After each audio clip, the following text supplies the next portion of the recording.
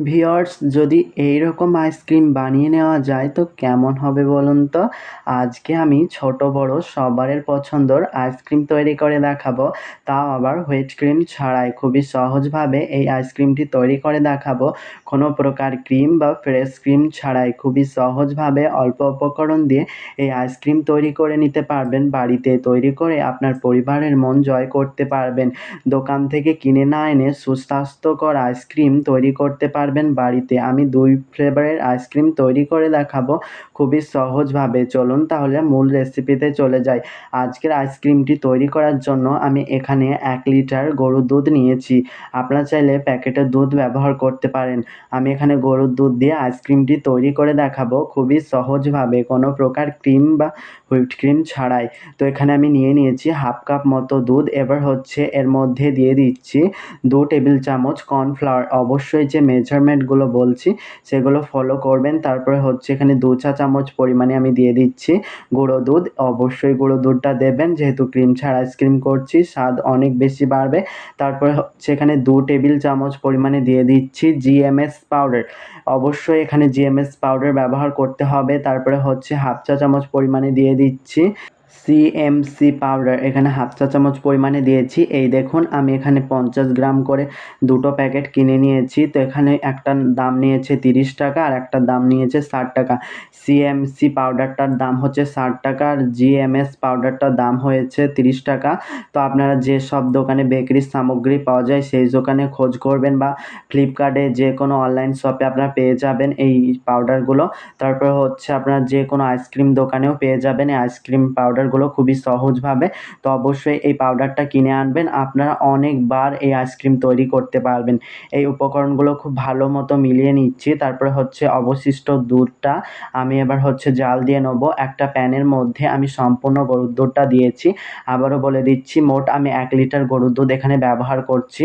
তারপরে হচ্ছে হাফ চা কাপ দিয়েছি চিনি। অবশ্যই আপনারা স্বাদ মতো চিনিটা ব্যবহার করতে পারেন। আমি হাফ কাপ চিনি ব্যবহার করছি বলে কোনো মানে নেই, আপনারা নিজেদের স্বাদ মতো চিনিটা ব্যবহার করতে পারেন। তারপরে হচ্ছে আমি দুধটাকে জাল দিয়ে নিয়েছি। একবার ফুটে গেলেই আমাদের তৈরি করে রাখা সম্পূর্ণ মিশ্রণটি আমি ঢেলে দিচ্ছি। এই মিশ্রণটি তৈরি করার পর একটু ঘন হয়ে যাবে, ভয় পাবার কোনো দরকার নেই। সম্পূর্ণ মিশ্রণটি আমি দিয়ে দেওয়ার পর অনবরত নাড়তে থাকছি। এবার হচ্ছে গ্যাসের ফ্লেমটাকে হাই দিয়ে অনবরত নাড়তে থাকছি। যেহেতু কর্নফ্লাওয়ার দিয়েছি এই দুধটা অনেকটাই ঘন হয়ে আসবে, তো খুব ভালো মতো ফুটতে থাকছে। তো এখানে আমি 3-4 বার মতো এখানে ফুটিয়ে নিয়েছি, মানে 3 থেকে 4 মিনিট আমি এটাকে জাল দিয়ে নিয়েছি। তো 3 থেকে 4 মিনিট জাল দেওয়ার পর হচ্ছে আমি গ্যাসের ফ্লেম বন্ধ করে দিয়েছি। তারপরে হচ্ছে নেড়ে নেড়ে একটুকু ঠান্ডা করে নিয়েছি। দেখুন ব্যাটারের ঘনত্বটা, মানে হচ্ছে মিশ্রণটির ঘনত্বটা অনেকটাই ঘন হয়ে এসছে। আমি দেখিয়ে দিচ্ছি আপনাদেরকে কতটা ঘন হয়ে এসছে। দেখুন, ঠিক এইরকম একটা ঘনত্বের ব্যাটার তৈরি করে নিতে হবে। আমি যে মেজারমেন্টগুলো বলেছি অবশ্যই ফলো করবেন, অবশ্যই পারফেক্টভাবে আইসক্রিম তৈরি করবেন। তো এবার হচ্ছে এটাকে আমি নেড়ে নেড়ে পাংখার নিচে ঠান্ডা করে নিয়েছি। অবশ্যই নেড়ে নেড়ে কিন্তু ঠান্ডা করে নিতে হবে। আমি পাংখার নিচে ঠান্ডা করে নিয়েছি, আপনারা যে কোনো জায়গায় এটাকে দিয়ে ঠান্ডা করে নেবেন। অবশ্যই কিন্তু নেড়ে নেড়ে ঠান্ডাটা করে নিতে হবে। এবার হচ্ছে একটা ছাঁকনির মধ্যে সম্পূর্ণ ব্যাটারটি দিয়ে দিচ্ছি। তারপর হচ্ছে স্প্যাচুলা দিয়ে খুব ভালো মতো ছেঁকে নিচ্ছি। যেহেতু কর্নফ্লাওয়ার দিয়েছি একটু দানা দানা থাকতে পারে, এটাকে খুব ভালো মতো ছেঁকে নেওয়ার পর হচ্ছে আমি ছাঁকনিটাকে একটা সাইডে রেখে দিচ্ছি। তো আমার ছেঁকে নেওয়া একদম পুরোপুরিভাবে কমপ্লিট। আপনাদেরকে বলছি, এই জিএমএস এবং সিএমসি পাউডারের বিষয়ে কিছু যদি জানতে চান অবশ্যই কমেন্ট করে জানাবেন, আমি রিপ্লাই দিয়ে বুঝিয়ে দেওয়ার চেষ্টা করব। দেখুন এটা ঠান্ডা হওয়ার পর অনেকটাই ঘন হয়ে এসছে। একটা হচ্ছে আমি এখানে প্যাকেট নিয়েছি পলিথিনের। তারপর হচ্ছে এটাকে ঢাকনা দিয়ে ঢেকে দিচ্ছি, মানে পলিথিন দিয়ে এইরকমভাবে বাটিটাকে মুড়িয়ে নিচ্ছি যাতে কোনো বাতাস না প্রবেশ করে। এটাকে হচ্ছে ডিপ ফ্রিজে রেখে দেবো 4 থেকে 5 ঘন্টার মতো সেমি সেট হওয়ার জন্য। তো এটা সেমি সেট হয়ে গেলে আমি এটাকে বের করে নেবো। মানে পুরোপুরি বরফ না জমলেও চলবে, জাস্ট এইরকম বরফ জমতেই হবে, যেটা আমি দেখিয়ে দিচ্ছি চামচের সাহায্যে। ঠিক এইরকম জমতে হবে কিন্তু, তবেই কিন্তু আইসক্রিমটি পারফেক্টভাবে তৈরি করতে পারবেন। একদম পুরোপুরি না জমলেও চলবে, ঠিক এইরকম জমিয়ে নিতে হবে, যেটা আপনারা ভিডিওটিতে দেখতে পাচ্ছেন। আশা করছি ঠিক এইরকমভাবে আপনারা জমিয়ে নিতে পারবেন, এটা বলে বোঝানোর মতো কিছুই নেই, দেখে বুঝতে হবে। তো এবার হচ্ছে আমি 1 লিটার মোল্ডের মধ্যে ব্যাটারটিকে জমতে দিয়েছিলাম। তারপরে হচ্ছে এখানে আমি 2 লিটার মোল্ডের মধ্যে আমি সম্পূর্ণ ব্যাটারটিকে ঢেলে নিয়েছি। তারপরে হচ্ছে এখানে একটা ইলেকট্রিক বিটার ব্যবহার করছি। ইলেকট্রিক বিটারের সাহায্যে একটু বরফগুলোকে আমি ভেঙে দিচ্ছি, তারপরে হচ্ছে বিট করছি। অবশ্যই আপনারা হ্যান্ড উইক্স দিয়ে এই আইসক্রিমটি তৈরি করতে পারবেন, কিন্তু সময়টা অনেকটাই বেশি লাগবে। সেক্ষেত্রে আপনাদের হাতটা ধরে যাবে। আমার কাছে ইলেকট্রিক বিটার আছে বলে আমি বিট করছি। অনেকের বাড়িতে ইলেকট্রিক বিটার না থাকতেও পারে, সেক্ষেত্রে হ্যান্ড উইক্স দিয়ে বিট করবেন। সেক্ষেত্রে জাস্ট সময়টা একটু বেশি লাগবে, সেম পদ্ধতির সেম কাজই হবে। তো একটু ইলেকট্রিক বিটারের পর বিট করতে করতে একটু থেমে থেমে বিট করছি। দেখুন এটা কতটা পরিমাণে ঘন হয়ে আসবে এবং কতটা ভর্তি হয়ে যাবে। পুরো মোল্ডটা একদম ভর্তি হয়ে যাবে। যে মিক্সিং বোলটা ব্যবহার করছি সেটা পুরো একদম ছাপিয়ে পড়বে, সেটা আপনারা দেখতেই পাচ্ছেন। একদম ক্রিমের মতো হয়ে যাবে। আমি বিট করতে থাকছি অনবরত, যেটা আপনারা দেখতে পাচ্ছেন স্ক্রিনের ওপরে। তো বিট করতেই থাকছি যতক্ষণ না এটা পারফেক্ট একটা টেক্সচারে চলে আসছে।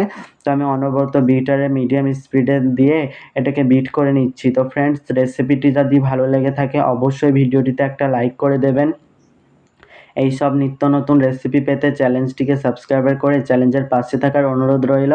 তো এবার হচ্ছে বিট করতেই থাকছি। আশা করছি দেখেই বুঝতে পারছেন কতটা ঘন হয়ে এসছে। দেখুন একদম পারফেক্টভাবে অনেকটাই ঘন হয়ে এসছে। এটা ক্রিমের মতো হয়ে যাওয়ার কারণ হচ্ছে এখানে জিএমএস পাউডার ব্যবহার করার কারণে, তারপরে হচ্ছে এখানে সিএমসি পাউডার ব্যবহার করার কারণে এটা পুরো ক্রিমের মতো ব্যবহার হয়ে গেছে, মানে হয়ে গেছে ক্রিমের মতো পুরো। আমরা যে ক্রিম দিয়ে কেকটাকে ডেকোরেশন করি তার মধ্যেও কিন্তু জিএমএস পাউডার দেওয়া থাকে, সিএমএস পাউডার দেওয়া থাকে।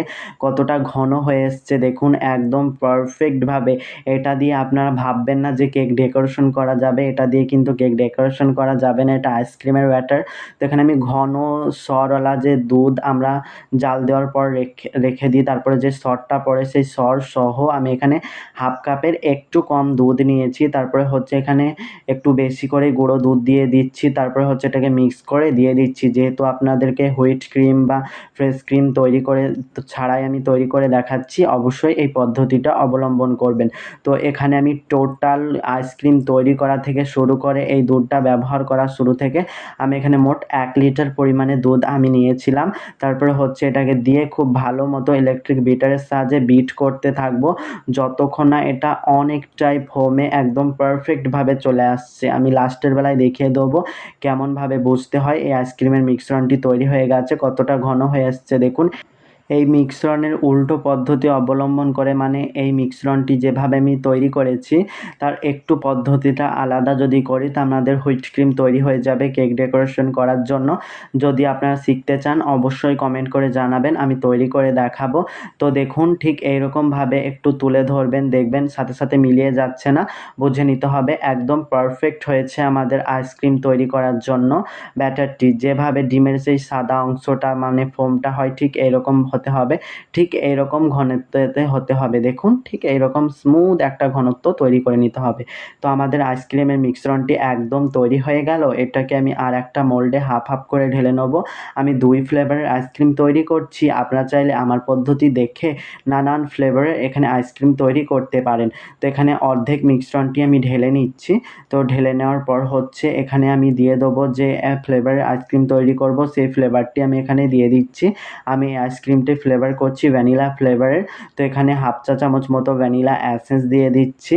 তার আমি কিছু দিচ্ছি না, আপনারা নিজের পছন্দ মতো কালার দিয়ে দিতে পারেন। আমি এখানে ভ্যানিলা ফ্লেভার ব্যবহার করছি, তো এখানে বলে আমি ভ্যানিলা ফ্লেভারে দিয়েছি। আপনাদের কাছে এসেন্স যদি না থাকে না দিলে কোনো সমস্যা নেই, তো জাস্ট ফ্লেভারের জন্য দিয়েছি। তো এটা ইলেকট্রিক বিটারের সাহায্যে জাস্ট 2 থেকে 1 মিনিট বিট করে নিলেই হয়ে যাবে।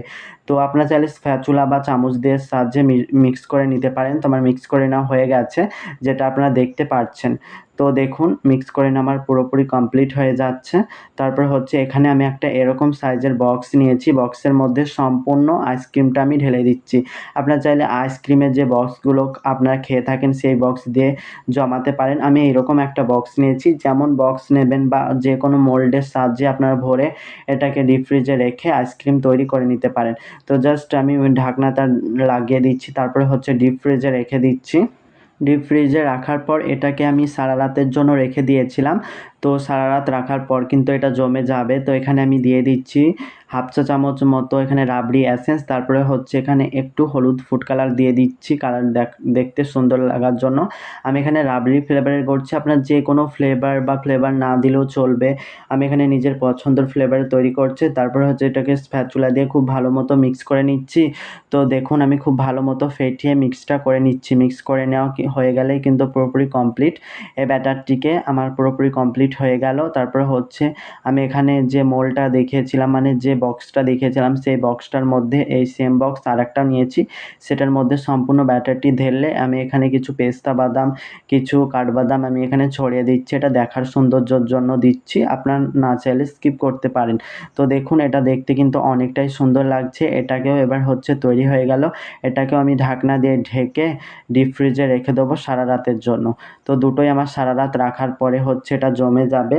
তো দেখুন পুরোপুরি আমাদের সেট হয়ে গেছে আইসক্রিমটা। আপনাদেরকে তুলে দেখিয়ে দিচ্ছি কতটা সহজ হয়েছে এই আইসক্রিমের রেসিপি। তো আমি এখানে 1 টেবিল চামচের মেজারমেন্ট কাপ দিয়ে এটাকে আমি তুলে দেখাচ্ছি। আপনাদের আইসক্রিম যেটা দিয়ে তোলে সেটা দিয়ে তুললে কিন্তু অনেক বেশি সুন্দর হয়ে তোলা হবে। তো দেখুন কতটা সুন্দরভাবে তোলা হচ্ছে।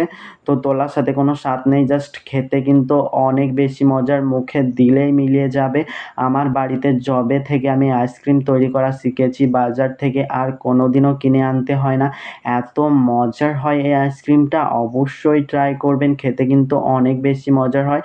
তো আমি এখানে রাবড়ি ফ্লেভারের আইসক্রিমটি তৈরি করে দেখিয়ে দিলাম, মানে তুলে দেখিয়ে দিলাম। তো দেখুন আইসক্রিমটা দেখতে কতটা সুন্দর লাগছে। এবার হচ্ছে ভ্যানিলা ফ্লেভারটা তুলে দেখিয়ে দিচ্ছি। এটাও কিন্তু একই পদ্ধতিতে তৈরি করেছি, একই সেম একদম পারফেক্ট হয়েছে, জাস্ট ফ্লেভারটা আলাদা।